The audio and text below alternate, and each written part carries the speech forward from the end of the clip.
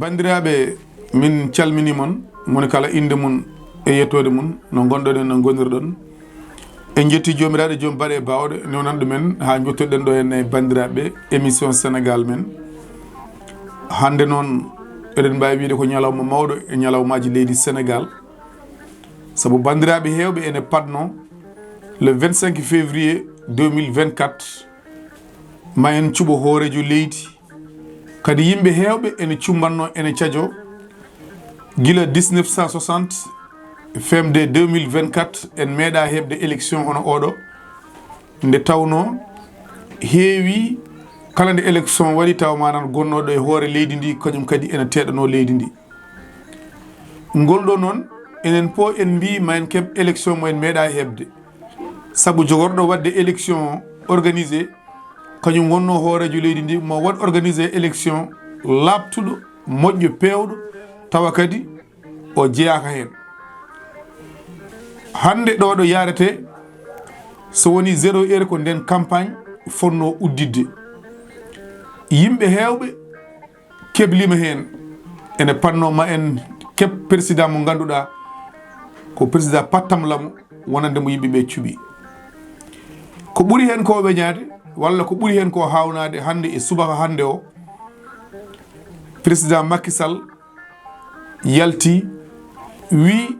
haytini élection baɗowo ponnoɗo wadde le 25 février 2024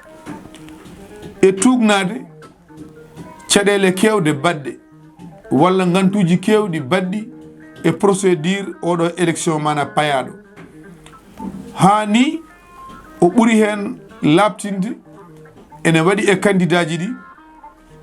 jogui ko nationalité ji ɗiɗi hen goto ko ɗum jogui won hen goɗɗo ponnoɗo yaade mo yahani woni Karim Wade onne kadi ko ɗum tumano ɗum pop e wade noon o wi élection ponnoɗo wadde le 25 janvier 2024 hayti o wiyani élection o dirti o wi ko élection o hayti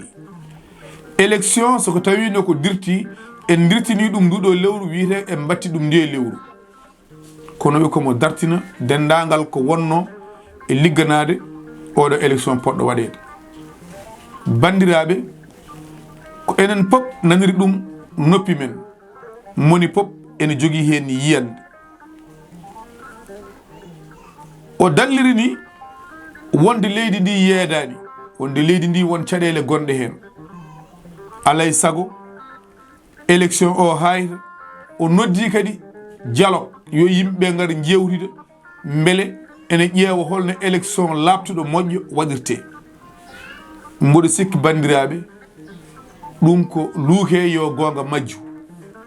guila 1960 guila sénégal fuɗɗi wodde femde ñalawma hande élection présidentielle meeɗa dirtinede so meeɗi dirtina ko e makko hol conséquence hol caɗele gonɗe hen hade men en jettoyaki ndere hande so yeehi ha ala dernière minute ko ɗo campagne ene foti uddidde kala gonɗo candidat soodi otoji foti sodde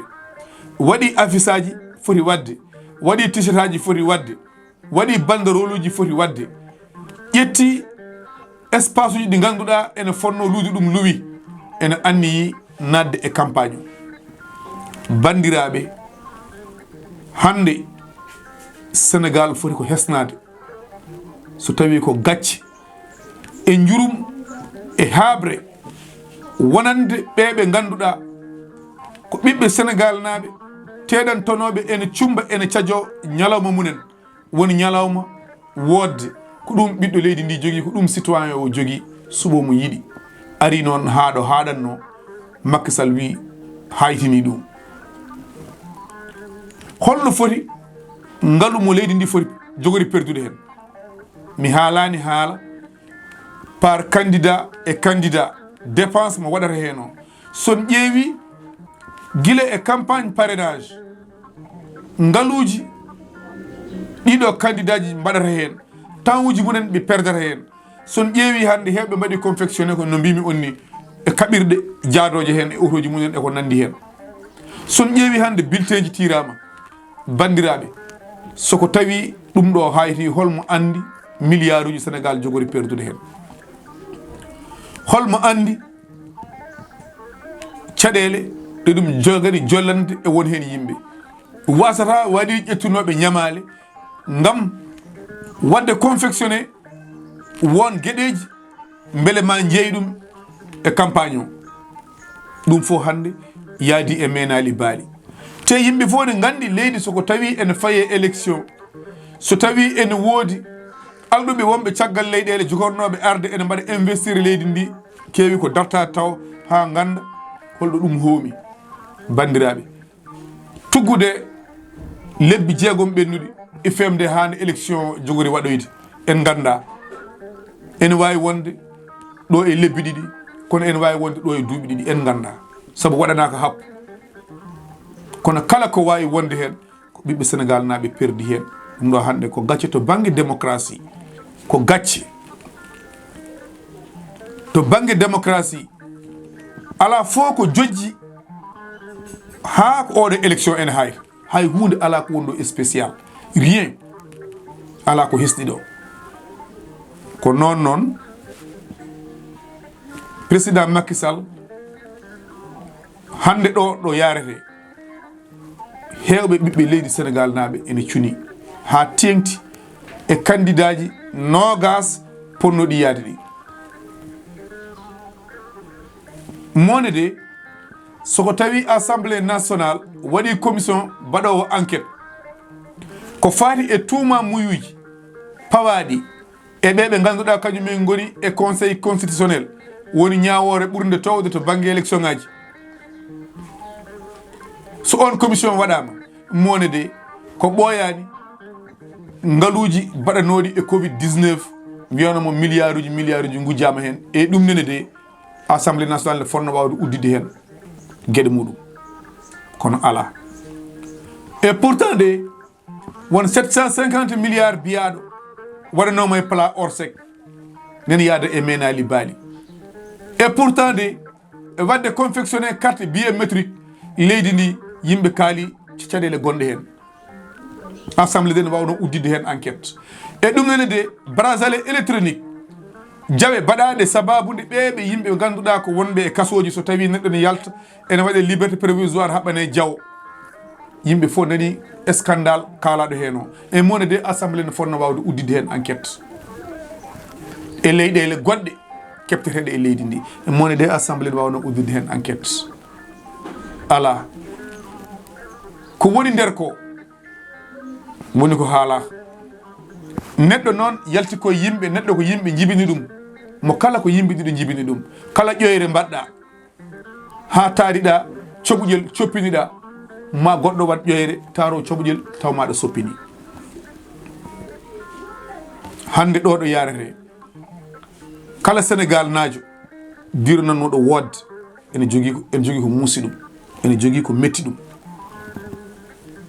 e sahaji ɓennuɗi ma won hande lebbi tati walla manque seeɗa e émission men Sénégal men en mbino bandiraɓe caggal passation de service waɗani kikiɗe walla ñalawma Macky Sall itti document ji fawi e jungo président kesso garɗo o duusi Macky Sall ha damal giri pale yalti enen sona ɗum waɗi en gonɗinani élection waɗi e leydi ndi en keeɓi raison tugnanode noon e ya garta tugnanode e caɗele cattuɗe jiyaɗe e leydi ndi moni kala koko weɗa waɗata ha tengti noon so tawi gonɗa koye nder état o so gonɗa koye gouvernement o kala ko belɗa wat ene dagui kono kala ko wona on kala ko kalɗa kala ko mbaɗɗa kaso nani yeeso ma walla goɗɗum nani yeeso ma leydi wona ni jogorte neɗɗo laawol droit fodde ene rokkuma wawde wadde hunde neɗɗago e ndimago hanma waddi ɗum hande haɓe ponno wawde miijade ɓeɓe ganduɗa ko Sénégal naɓe yiɗɓe wodde ponno wawde miijade ɓen yiɗɓe yo laamu continue ɓe jiiɗa ɓe mana kañumen mana goto ɓe jiiɗi yo gonɗo heddi ko ɗo moni kala ene jogii yiyande ene jogii no faamiri ene jogii no waɗirta heen analyse heewɓe ene jaggii ko geɗe tati kadi oɗo élection wadde geɗal gadanal ngal ko fadanooka ex Pastef ma heɓ candidat ko hannode Diomaye yaade ko hannode Sonko yaade ko ɓe mbawa wadde digéré ɓennugol Diomaye ɓe donki wadde ɗum digéré ɓe padano ɗum ɗimmal ngal ko alay sago ma Karim wona candidat tataɓal ngal ko Benno Bokk Yakar e hoore mum wonɓe jaɓani candidat Amadou Ba nayaɓal ngal ko 20 candidat o pop ɓe gonna tinniɓe ɓe gona tiɗɓe saabu ɗum ɗo ene fonno wawde wasde wadde heddi noon politicien ji nangui yimɓe otage ene mbaɗa ko weeli ɗumen hay fodde nde yimɓe ponno dañde par duuɓi joyi fof keɓa ɗum lawol gotol e ñalawma goto ɓe batti hedde ɗum yimɓe kala ko tongu dasi ma artir ha e koyɗe jomum joni noon so tawi élection ene watte namdal ngal woni ko ɓe mbiyanoɓe ɓenni d'office ene mbawi yaade mbaɗoyo candidat présidentiel beele ɓe puɗɗitto hoore hoore walla ko woɓɓe tan jokkoto e mabɓe ɗum woni namdal ngal beele ɓeɗo nogas wiyanoɓe mana kañumen ɓenni d'office beele ɓe puɗɗitto hoore hoore walla ala ɗo wonno ɗo ko noon tan wonata kamɓe kam koɓe ɓennoɓe tan koɓe ɓennoɓe bandiraɓe soɗi gantuɗe haala he min ñaaguima yaafuya Allah jarama on jarama